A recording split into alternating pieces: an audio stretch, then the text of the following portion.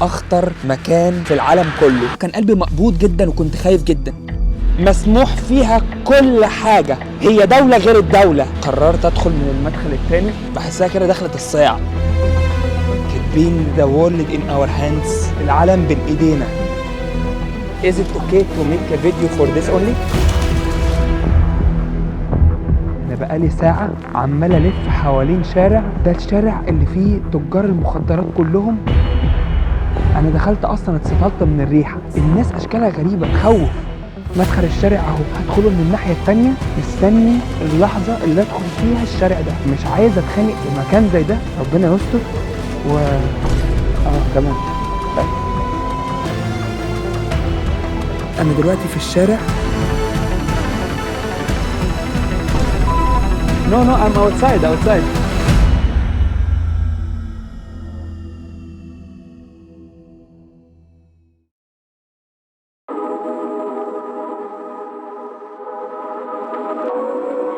أنا النهاردة طالع كوبنهاجن، هصور حاجة خطر صعبة جامدة. نهاركم زي الفل، واشوفكم أول لما أوصل هنا.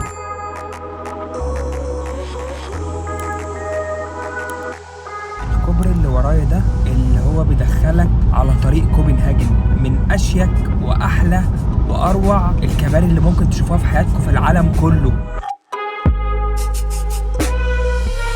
ودلوقتي المفروض ان انا هستلم الباسبور بتاعي عشان كان بيتجدد، وبعد كده هروح لاخطر مكان واخطر مقاطعه في العالم كله. كريستيانيا فري تاون، كريستيانيا البلد الحره، كريستيانيا بلد الكيف الحره.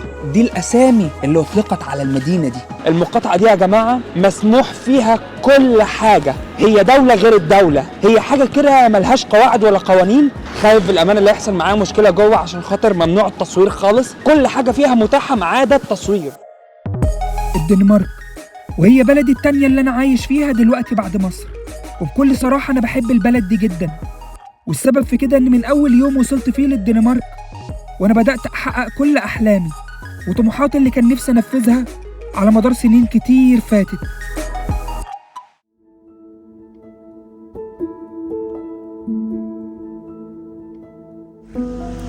مقاطعة كريستيانيا هي ليها مدخلين، المدخل ده ومدخل تاني. لما دخلت كريستيانيا كان بالأمانة كان قلبي مقبوض جدا وكنت خايف جدا، وهو بسبب ان انا كنت بسمع عنها كلام يخوف. انا بالأمانة مرعوب لان انا ما بحبش المشاكل، وعمري ما حصل لي مشاكل في اوروبا. يوتيوبر تطلع معايا في الفيديو ولا يهمك، انا يوتيوبر كمان. حبيبي ازيك؟ انت عايش هنا في كوبنهاجن؟ عايش هنا. طب ان شاء الله تطلع معايا في الفلوج بقى حبيبي. لو صورت جوه يحصل مشكله او حاجه ولا ممكن تعدي؟ دير بالك بس في بوش ستريت بيبيعوا مخدرات. الراجل الطيب ده من كوبنهاجن، وبيقول ان لو حصل معانا جوه حاجه مش هتحصل غير في شارع واحد بس. اسمه ايه الشارع؟ بوش ستريت. بوش ستريت. اول ما هتدخل انت هيقولوا لك نو فوتو، يعني مفيش تصوير. ربنا يستر. تعمل نفسك ميت كده حبيبي. الراجل الطيب ده انت اسمك ايه؟ انا ايمن، اعطيني اليوتيوب. حبيبي ايمن. هدي الراجل الطيب ده بقى القناه بتاعتي، وهو تقريبا عنده قناه فهكتبها لكم في الوصف. البهلي. قررت ادخل من المدخل التاني، بحسها كده دخلت الصياعه، فانا عشان صايع فانا هدخل بقى من الدخله دي. يلا بينا.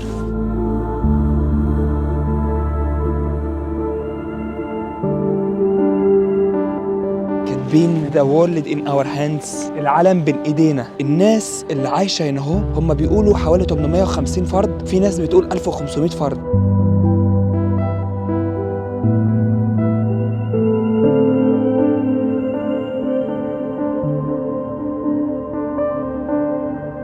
وطبعا من ضمن الحاجات الجامده قوي هنا اهو فن الجرافيتي، كميه جرافيتي على كل الحيطان بشكل مبالغ فيه بصراحه.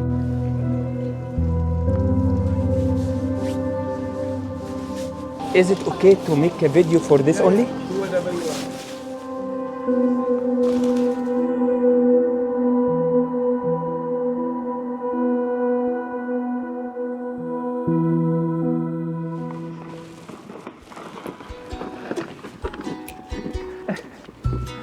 Thank you so much.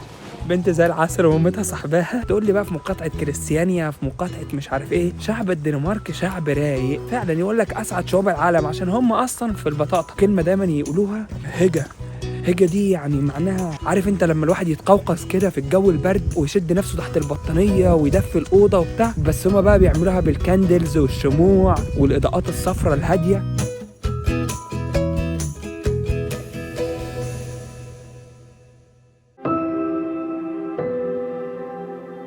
اقسم بالله انا بقالي ساعه عمال الف حوالين شارع جوه في مقاطعه كريستيانيا دي اسمه بوشا ستريت.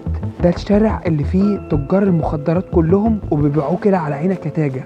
انا دخلت اصلا اتسطلت من الريحه، الناس اشكالها غريبه تخوف. قاعد عمال الف حوالين بوشا ستريت ده بقالي ساعه عشان ادور على مخرج ادخل منه او اخرج منه ان انا اصور في خلال مثلا 10 ثواني 15 ثانيه واقفل الكاميرا على طول اول لما يتخانقوا معايا ويزعقوا لي. انا هوجده، انا لسه ما وجدتش المكان بس هوجده. مدخل الشارع اهو، العمود الابيض ده هدخله من الناحيه الثانيه وهصور نفسي كأن انا تهت مثلا ودخلت كده فجاه. عمري ما اتخانقت في اوروبا، مش عايز اتخانق في مكان زي ده، وكمان بقى مع ناس اصلا يعني هم شاربين ومعميين، فربنا يستر.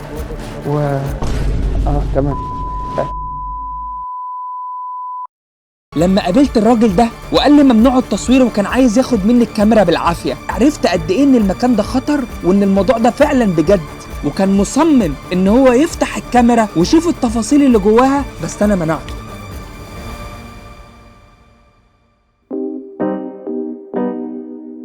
ده هنا هو ماركت للمقاطعة بتاعت كريستيانيا. ده هنا مثلا مكتبة بتبيع هدايا وحاجات كده وأقلام وألوان واللي بيرسموا بيها على الحيطة الجرافيتي ده. الدرينكات دي تقريبا فيها مخدرات أو حاجة كده اهو، مكتوب عليها كريستيانيا وعلامة الويد. المقاطعة فعلا غريبة، بيبيعوا بقى كل حاجة هنا، الخشب اللي هو اللي بيدفوا بيه الأماكن، سجاجيد صغيرة كده. يعني ده ماركت صغير كده بس في ايه الحاجات اللي الناس ممكن تحتاجها جوه البيوت. يعني أنا مخطوف ومخضوض وريحة المخدرات في كل حتة، الحشيش يعني بصوا مال الدنيا، فربنا يستر والدنيا متقلاش معايا في الفيديو ده.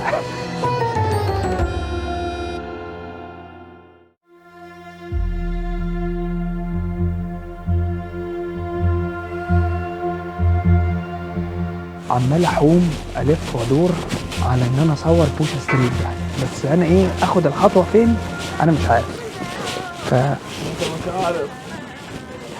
مصري عربي سوري ايه؟ لا جزائري. جزائر. تحيه لاهل الجزائر. على السلامه. مستني اللحظه اللي ادخل فيها الشارع ده. عارفين انتوا كده الافلام العربي بتاعت زمان لما كانوا بيجيب لك تجار المخدرات كده وهم ضايعين، بلاقي كده ناس طلعت لي من تحت الارض تقول لي لا ممنوع.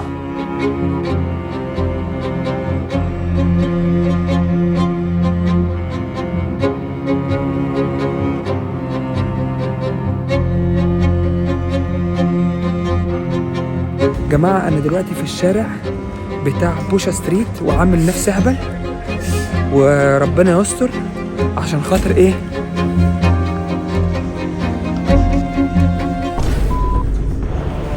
اوكي نو I'm outside. عمري ما انسى الراجل العرباج اللي طلع لي فجأة ده.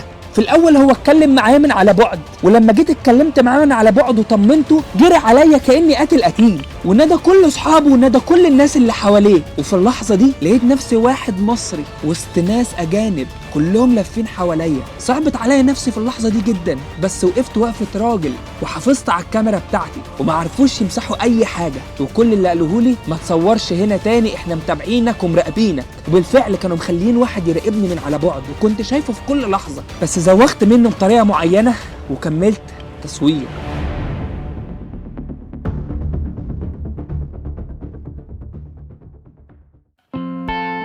أنا داخل دلوقتي أصور مع 4 أفراد من عائلات كبيرة هنا اهو. هم كانوا عبارة عن 3 ستات وراجل اسمه راسموس. الراجل ده كان من الدنمارك، والست التانية والتالتة كانت من السويد وفرنسا، والرابعة كانت من الدنمارك. الناس دي سابت بلادها عشان خاطر تيجي تعيش في كريستيانيا. Before it was a military place. Further than that was Sweden.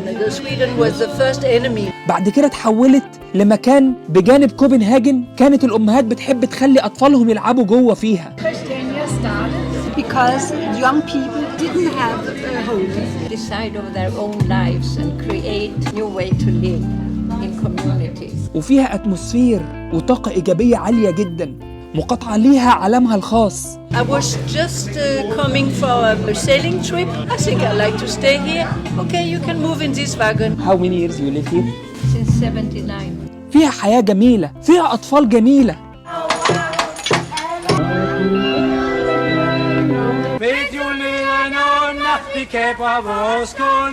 والناس دي بتعشق وبتحب الفن جدا لأبعد الحدود.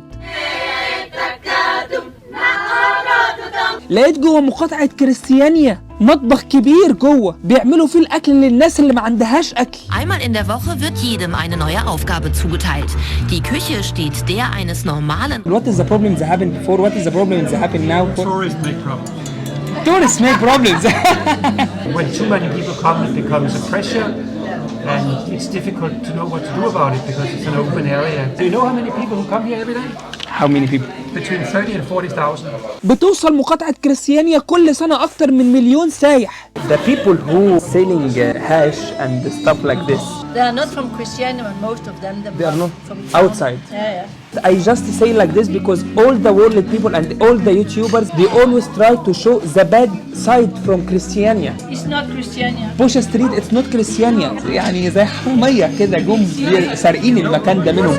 دي ناس عايشة برا بتيجي كريستيانيا مش مقيمين في كريستيانيا. حاولت الشرطة كتير تقتحم مقاطعة كريستيانيا وتدخل وتطرد الناس اللي جواها، بس الناس دي حافظت على المكان بتاعهم، وبقت الشرطة والحكومة الدنماركية بتتعامل مع مقاطعة كريستيانيا بمبدأ يبقى الوضع كما هو عليه. Die Black Bloc vermutlich am 18. Mai 1993, als in Dänemark nach einer Volksabstimmung eine knappe Mehrheit dem EU-Beitritt zustimmt, steigen links.